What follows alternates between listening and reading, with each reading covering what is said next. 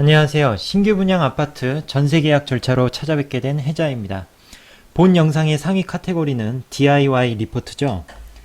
몇 달 전 제가 신규 분양 아파트 전세 계약을 진행하는 과정에서 중개사고가 발생할 뻔한 적이 있는데 이 경험을 토대로 영상을 제작하게 됐습니다. 제가 계약할 당시 어딜 찾아봐도 신규 분양 아파트 전세 계약 과정을 명확하면서도 총체적으로 설명해주는 사이트나 블로그가 없었습니다. 제가 과문해서 그랬겠죠. 아무튼 저처럼 부동산에 과문한 사람일지라도 신규 분양 아파트 전세 계약 과정에서 절차나 서류를 꼼꼼하게 체크해보고 싶은 분들에게 도움이 되길 바라는 마음으로 영상을 제작하게 됐습니다. 신규 분양 아파트의 경우 등기부등본이 아직 없기 때문에 전세 매물의 소유권자나 권리관계를 공개적으로 확인하는 게 어렵습니다. 따라서 훨씬 더 신중하게 계약 과정을 살펴봐야 합니다.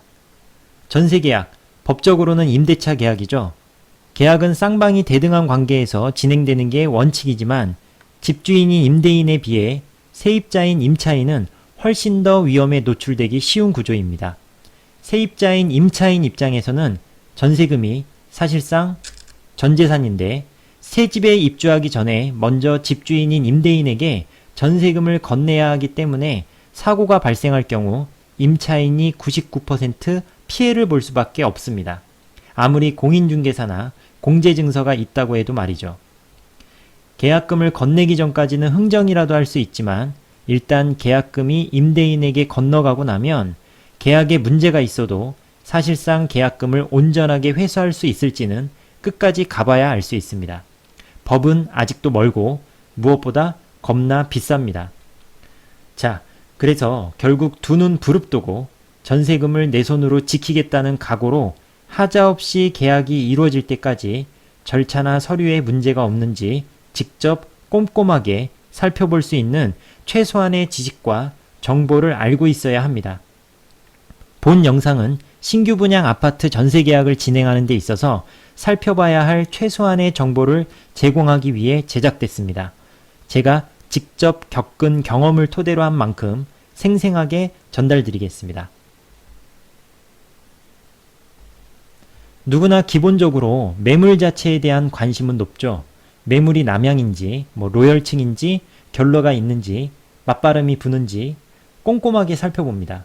하지만 구슬이 서말이라도 꿰어야 보배라고 아무리 좋은 매물이라도 계약이 잘 마무리됐을 때 정상적으로 입주를 할 수 있죠. 따라서 믿고 거래를 맡길 수 있고 편안하게 소통할 수 있으며 꼼꼼하게 절차나 서류를 챙길 수 있는 중개인의 존재가 매물만큼 중요합니다. 일단 계약이 진행되는 과정에서 문제가 발생하면 중개인에게도 귀책 사유가 있기 때문에 중개인도 마지막까지 문제를 잘 수습하려고 최선을 다합니다. 그런데 만약 문제를 수습할 수 없게 되면 어떻게 될까요? 가장 조심해야 할 단계가 계약금을 임대인에게 지불하면서부터인데 여기서부터 중개에 문제가 발생하게 되면 임대인은 임대인 나름대로 중개인에게 책임이 있다는 명분을 들어서 계약금을 돌려주지 않을 수도 있습니다. 그럼 중개인은 전적으로 자신에게 과실이 있다며 공제금을 청구해서 보상해주겠다고 할까요? 누구나 자기 과실을 축소하려는 게 인지상정이죠. 중개인은 임차인을 상대로 나만 잘못한 게 아니라며 과실을 다투려 들 겁니다. 왜냐? 공제증서에 나와 있는 약관에 따라 공제금을 지급받으려면 임차인이 중개인과 공인중개사 협회를 상대로 소송을 제기해야 하기 때문이죠. 소송 과정에서 임차인과 중개인이 과실을 다퉈 중개인의 과실로 인정되는 만큼만 배상이 이루어집니다. 100% 배상이 아니라는 거죠. 이게 실손보험처럼 청구한다고 순순히 지급되는 구조가 아닌 겁니다. 물론 중개인들은 10중 8구 공제증서가 있으니까 안심하라고 말할 겁니다. 그런데 실상을 들여다보면 공제증서는 없는 것보다 낫다 뿐입니다. 여기서 잠깐 공제증서가 무엇일까요? 이렇게 생겼습니다. 인허가 보증보험에 가입한 중개인들도 있습니다. 둘 다 중개인의 고의 또는 과실로 인해 발생한 피해를 협회 또는 보험사가 대신 배상해 준다는 점에서 일종의 보험과 같은 기능을 하는 건데 앞서 말씀드렸듯이 공제금 또는 보험금을 청구하는 과정 자체가 만만치 않습니다. 기본적으로 확정된 판결문, 화해조서, 손해배상 합의서와 같은 법적 효력이 있는 문서가 있어야만 합니다. 합의나 화해가 가능한 일이었다면 문제가 커지지도 않았겠죠. 결국 소송으로 가서 확정 판결을 받아야 한다는 건데 민사소송이 1, 2년은 기본이거든요. 시간은 시간대로, 비용은 비용대로 깨지게 됩니다. 게다가 우리한테는 계약금 1, 2천이 큰 돈이지만 소송의 관점에서 보면 푼돈에 불과합니다. 변호사를 선임하는 것도 만만치가 않죠. 계란으로 바위치기라는 느낌이 들게 됩니다. 하나 더, 보통 공제금이 1억인 경우가 많은데 금액부터가 시대에 맞지 않는다는 비판을 많이 받고 있죠. 전세금도 1억이 넘는 경우가 허다한데 말입니다. 하지만 그나마 이 1억도 건당 1억이 아닙니다. 가입한 중개인의 1년 총 배상액 한도가 1억입니다. 만약 당해년도에 내가 거래하는 중개인이 10건의 사고를 일으켰다면 10분의 1밖에 배상을 받지 못할 수도 있습니다. 1,000만 원이죠. 중개사고 건수가 많은 중개인을 피하면 되지 않느냐? 그게 현실적으로 거의 불가능합니다. 사고로 처리돼서 배상을 받기까지 많은 시일이 걸리기 때문에 얼마나 많은 사고가 있었는지 사전에 파악하기가 어렵기 때문이죠. 따라서 중개인과 공제증서를 맹신해서는 절대 안 됩니다. 내 손으로, 내 발로 직접 절차나 서류를 확인하겠다는 각오가 필요합니다. 좋은 중개인도 많죠. 하지만 특히 신규 분양 아파트는 입주 초기에 특수를 노리고 단기로 치고 빠지는 부동산들도 많아서 죄송합니다만 정말 개나 소나 중개보조원으로 앉아있는 경우도 허다합니다. 중개보조원이 사장, 실장, 팀장 직함을 달고 공인중개사처럼 행세하는 경우도 많고요. 그래서 정상적이라면 중개인이 미리 점검하고 준비해줘야 할 내용들을 본 영상에서는 우리가 직접 체크해보자고 설명하게 됐습니다. 한 번의 사고만으로도 임차인이 떠안아야 하는 리스크가 큰 만큼 정신을 바짝 차려야 합니다. 신규 분양 아파트 전세계약 절차를 빠르게 살펴보겠습니다. 먼저 융자 없는 조건을 특이하게 명시해달라고 요청해야 됩니다. 임차인이 융자, 즉 대출 없는 매물을 원하면 중개인도 융자 없는 매물을 소개해 주겠죠. 중개인이 임차인을 속이는 일은 거의 없습니다. 집주인인 임대인도 마찬가지죠. 정말 사기꾼이 아닌 이상 융자가 있으면서도 없다고 중개인이나 임차인을 속이지는 않겠죠. 자, 그럼 왜 굳이 특이하게 명시해달라고 요청해야 할까요? 신규 분양 아파트의 경우 임차인으로부터 받은 전세금으로 아파트 잔금을 납부하려는 경우가 대부분입니다. 정상적이라면 그렇게 진행이 되겠죠. 그런데 임차인으로부터 받은 전세금은 임대인이 별도로 융통을 하고 아파트 잔금은 담보대출을 일으켜서 갚는다면 어떻게 될까요? 은행의 근저당이 임차인의 우선 변제권보다 순위가 앞서게 됩니다. 융자 없는 조건이라는 특약사항이 없으면 그때 가서 따져봐야 소용이 없는 거죠.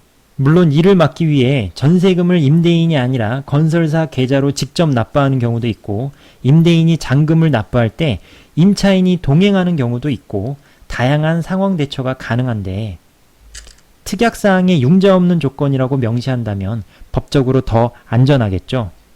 그 밖에 특약사항은 선택적일 것 같습니다. 다만 특약에 넣고 싶은 항목들은 매물을 고르는 단계에서 중개인에게 미리 말해둘 필요가 있습니다. 가령 전세금 보험을 들고 싶다든지 반려동물을 키운다든지 등등 말이죠. 그래야지만 해당 조건에 동의하는 임대인과 컨택이 되겠죠.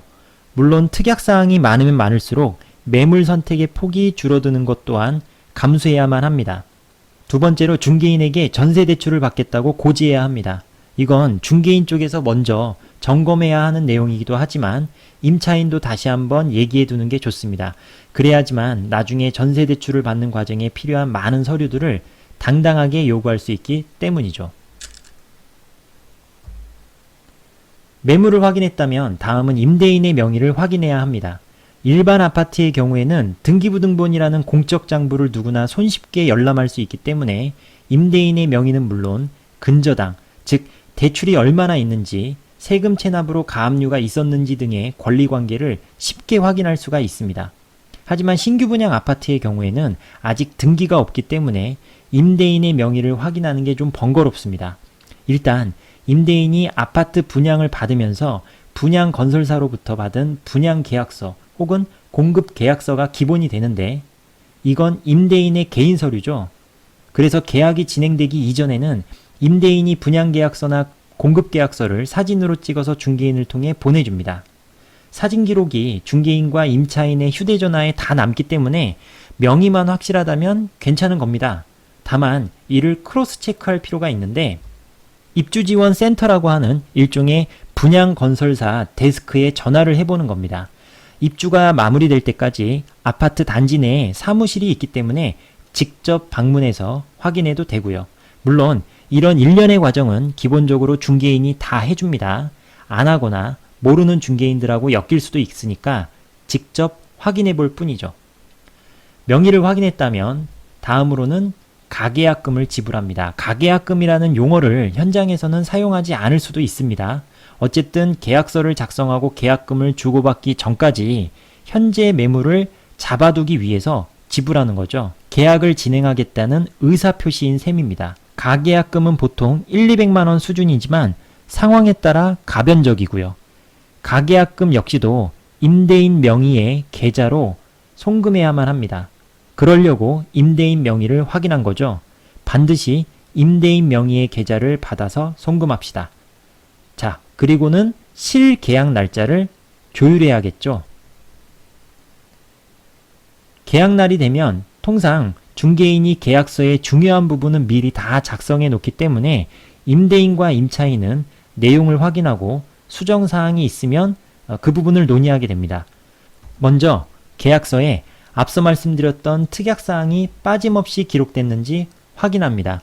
우리는 중개인에게 특약사항에 대해 미리 말해놨기 때문에 빠진 부분이 있다면 정중하면서도 당당하게 요구할 수 있죠. 아울러 입주 날짜도 조율해야 합니다. 전세자금 대출을 진행하는데 10일 정도가 소요되고 입주 청소도 해야 되고 이사업체도 알아봐야 합니다. 이런 부분들을 고려해서 입주 날짜를 정합니다. 그리고 임대인 연락처도 확인합니다. 중개인을 제치고 임대인과 임차인이 직접 거래할까봐 중개인이 임대인의 연락처를 지우고 계약서를 주는 경우도 있는데 앞서 말했듯이 계약 진행 도중에 부동산이 없어지기라도 하면 꽤나 난처해질 수가 있습니다. 그래서 임대인의 연락처가 필요하죠. 마지막으로 중개인의 명의 및 날인을 확인합니다. 공인중개사만이 계약서에 날인을 할 수가 있습니다. 그동안 거래를 진행해왔던 중개인이 보조중개원이었다면 그 사람은 한쪽 구석으로 물러나 있고 통상 대표직함을 달고 있는 공인중개사가 계약서를 작성하는 것을 보게 되겠죠. 두 번째로 각종 서류를 확인합니다.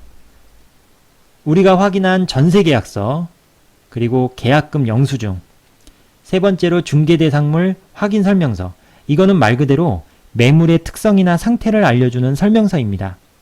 네 번째로 가계약 당시 사진으로만 확인했던 임대인의 분양계약서 혹은 공급계약서도 다시 한번 살펴보면서 앞서 확인했던 전세계약서에 나와 있는 이름, 주민번호, 동호수 등의 세부 내용들이 일치하는지 점검합니다.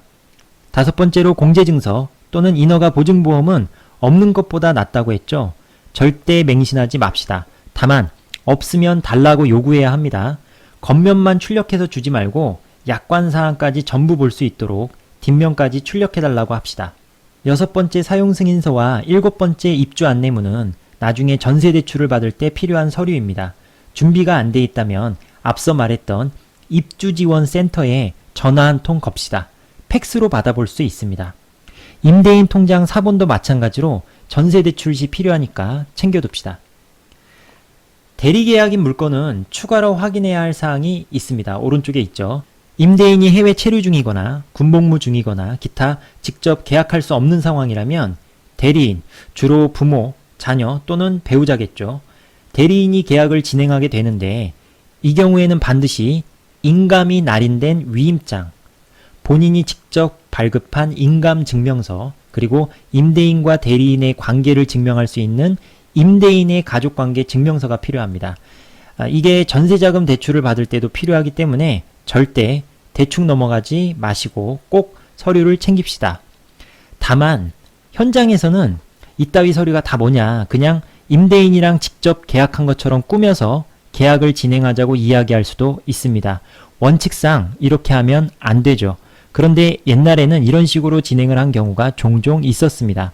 그래서 연배가 좀 있는 중개인일 경우 괜찮다고 말할 수도 있는데 현명하게 대처해야 할 부분인 것 같습니다. 그 다음으로는 계약금을 지불하겠죠.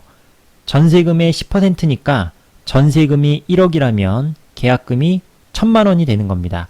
가계약금을 100만 원 미리 지급했었다면 900만 원만 지불하면 계약금 1,000만 원이 맞춰지겠죠. 계약이 끝나면 빠른 시일 내에 확정일자를 받습니다. 계약서만 있어도 확정일자를 받을 수 있고 전세자금 대출을 받으려면 어차피 확정일자가 있어야만 합니다. 입주하려는 아파트 관할 주민센터에 방문하기가 어렵다면 가까운 등기소에서도 확정일자를 받을 수 있습니다. 다음으로는 전세자금 대출을 신청하는 거죠. 일단 전세자금을 신청할 때 중개인이 소개해주는 영업창구를 통해 대출을 받을 수도 있고 직접 은행에 찾아가서 신청을 할 수도 있습니다. 중개인이 소개해주는 영업창구를 이용할 경우 부동산에서 만나 대출 서류를 작성하기 때문에 필요한 서류를 중개인이 알아서 챙겨준다는 이점이 있지만 금리가 약간 높을 수도 있습니다. 반면 직접 은행에 방문해서 신청할 경우 주거래 은행이라면 금리 혜택을 받을 수 있지만 일일이 서류를 챙겨야 하는 번거로움이 있습니다. 계약 과정을 좀 더 꼼꼼하게 점검하고 싶다면 후자가 아무래도 좋겠죠. 저는 일반 전세자금 대출을 기준으로 서류를 정리해봤습니다. 전세자금 대출 종류도 많고 정책도 수시로 바뀌는 만큼 대출을 신청하기에 앞서서 은행에 전화를 걸어 빠진 서류가 없는지 다시 한번 체크하시기 바랍니다. 계약 당시 이미 점검했던 서류들이죠. 여기에다가 임차인이 직접 발급받아야 하는 서류는 다음과 같습니다. 그리고 앞서 말씀드렸듯이 이건 창구 직원의 재량 같기도 한데 전세자금 대출을 임대인의 계좌가 아니라 분양건설사 계좌로 직접 입금하는 경우도 있는 것 같습니다. 훨씬 더 안전하겠죠? 이건 상황에 따라 창구 직원분과 상의하면 될 것 같습니다. 대출 창구에 앉아서 이것저것 체크하고 서류 작성하는데 3-40분 정도가 소요되니까 넉넉 잡고 1시간, 은행으로 이동하고 대기하는 시간까지 포함하면 대략 반나절 정도 잡으시고 직장 생활하시는 분들은 반차 쓰시면 될 것 같습니다. 다음은 마지막 절차로서 입주일 상황입니다. 일정도 바쁘고 동선도 복잡한 날이죠. 그림을 보면서 살펴봅시다. 이미 은행에서 안내를 했겠지만 입주 시간에 맞게 대출을 진행해달라고 전화를 해야 합니다. 대출이 진행되겠죠. 대출이 시행되면 중개인을 통해서 임대인이 아파트 잔금을 완납했는지 확인해달라고 요청합니다. 필요하면 잔금을 납부하는 과정에 동행할 수도 있습니다. 일단 잔금이 완납되면 완납 영수증, 입주 확인증, 아파트 열쇠가 지급되겠죠. 이때 은행에 제출하기 위해 완납 영수증 또는 납입정산서, 동일한 건데 이 사본을 받아둬야 합니다. 임대인 혹은 중개인을 거쳐서 완납 영수증, 입주 확인증, 아파트 열쇠를 전달받으면 입주를 시작하게 됩니다. 그리고 나중에 완납 영수증을 은행에 제출하면 마무리가 되겠죠. 입주가 마무리되면 전입신고를 합니다. 전입신고를 해야 단순한 대항력이 아닌 우선 변제권이 생기기 때문에 전입신고는 빠르면 빠를수록 좋습니다. 다만 오후 늦게까지 이사가 진행되는 경우가 많기 때문에 자칫 입주일 당일 전입신고를 못할 수도 있습니다. 하루 이틀 늦게 한다고 해서 큰 지장이 있는 건 아니겠지만 입주와 동시에 우선 변제권을 획득하려면 여유있게 전입신고를 미리 하는 방법도 있습니다. 하루 이틀 전에 가도 전입신고가 가능하기 때문이죠. 자, 이렇게 계약 절차를 전부 살펴보고 나니 정말 매물만큼이나 중개인의 역할, 중개인의 능력, 중개인의 성실성이 중요하다는 것을 알 수 있겠죠. 거래를 맡기려는 부동산의 인적 구성을 쉽게 확인할 수 있는 방법이 있습니다. 국토교통부 국가공간정보 포털을 이용하면 됩니다. 홈페이지에 들어가면 열람공간이라는 탭을 통해서 부동산 중개업을 조회할 수가 있습니다. 들어가면 세부적인 상세 검색, 지역 검색이 가능하고요. 통상 부동산은 공인중개사가 한 명만 있는 경우가 대부분입니다. 나머지는 중개보조원입니다. 사장, 실장, 팀장 등등의 화려한 호칭을 달고 있지만 대표와의 인적 거리를 보여줄 뿐이죠. 물론 중개보조원도 거래를 진행할 수 있습니다. 하지만 아무래도 어설플 수밖에 없죠. 임차인이 공제증서를 요구하고 특약사항을 점검하고 공인중개사와 보조중개원을 구분하고 각종 부동산 용어와 절차에 해박한 것만큼이나 큰 무기는 없습니다. 왜냐? 중개인이 무시하거나 함부로 대할 수가 없기 때문이죠. 내 재산은 내 손으로 지키겠다는 의지를 갖고 영혼 없는 전문가들에게 휘둘리지 않는 당당한 아마추어가 됩시다.